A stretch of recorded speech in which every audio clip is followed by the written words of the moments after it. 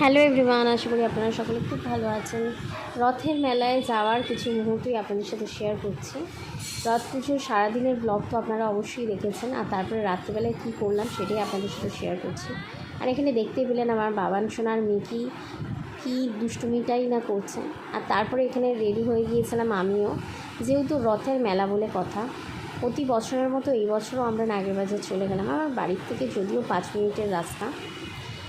তো যাই হোক, প্রতি বছরের মতো এই বছরও দেখতেই পাচ্ছেন কতটা ভিড় হয়েছে। আর ওই যে জগন্নাথ দেব বসে আছে, মানে এই যে আনন্দটা যারা উপভোগ করেছেন অবশ্যই জানেন। তবে এতটা বেশি ভিড় থাকার দরুন আমি খুব বেশি ভেতরে যাইনি, যেহেতু বাবানকে নিয়ে এসেছি বলে। তো তারপরে এখানে ভ্যারাইটি সব জিনিসপত্র, হ্যান্ডওয়ার্কের জিনিস, মানে খুব সুন্দর সুন্দর সব জিনিসপত্র নিয়ে এখানে বসেছিল। কি এইটা এনেছো? আর কি এনেছো দেখাও।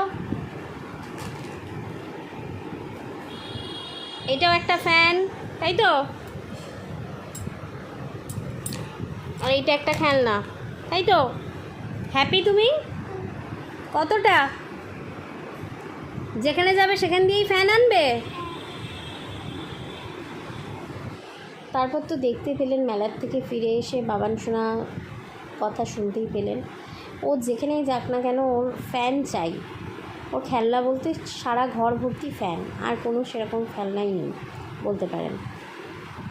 তো তারপরে এটা একটু পছন্দ হওয়াতে আমার পছন্দে এটা নিয়েছিলাম, ওর পছন্দে নয়। তো ওর দেখলাম ভালোই লাগলো। তো আমি তো রথযাত্রাটা এইভাবেই কাটালাম। আপনারা কেমন কাটিয়েছেন অবশ্যই কমেন্টে জানাবেন। আর রথ মানেই পাঁপড় ভাজা আমার কাছে।